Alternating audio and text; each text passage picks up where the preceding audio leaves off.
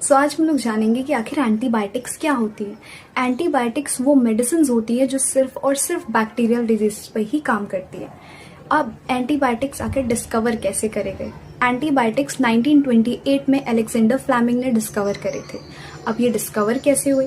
ये पूरा का पूरा सिनेरियो हुआ था बाय एक्सीडेंट। सबसे पहले अलेक्जेंडर फ्लेमिंग ने एक डिश छोड़ी थी जिसमें स्ट्रेप्टोकोकस नाम के बैक्टीरियाज थे।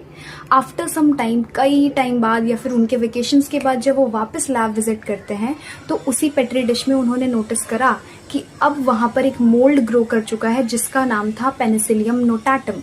अब मोल्ड क्या है? बेसिकली एक तरह की, ये जो पेनिसिलियम नोटाटम है वो एक तरह की फंगस थी, उसकी ग्रोथ हो चुकी थी।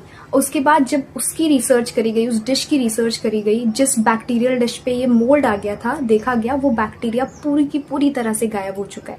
उसके बाद ही इन्वेंशन करा गया सबसे पहली एंटीबायोटिक का जिसका नाम था पेनिसिलिन। अब आखिर एंटीबायोटिक्स और अच्छे से कैसे समझे? एंटीबायोटिक्स देखिए, वो हम लोगों ने इतना जाना, एंटीबायोटिक्स वो मेडिसिन है जो सिर्फ और सिर्फ बैक्टीरियल डिजीजेस को ही क्योर करती हैं। उनका वायरल डिजीज पे कोई असर नहीं होता है, फिर और किसी भी प्रकार के डिजीज पे वो कोई इफेक्ट नहीं करती हैं, उसको नहीं ठीक कर पाती हैं। फॉर एग्जाम्पल, एक पर्सन है एक्स, उसको दो डिजीज है, पहला है टीबी और दूसरा है वायरल या फिर कॉमन कोल्ड। कॉमन कोल्ड एक वायरल डिजीज होता है जो कि राइनो वायरस द्वारा फैलाया जाता है। दूसरा टीबी एक बैक्टीरियल डिजीज होता है। तो अगर उसको डॉक्टर्स एंटीबायोटिक्स प्रेफर करते हैं तो वो सिर्फ और सिर्फ उसके टीबी को क्योर कर पाएगा। वायरल डिजीज पर उस एंटीबायोटिक का कोई भी इम्पैक्ट नहीं पड़ेगा।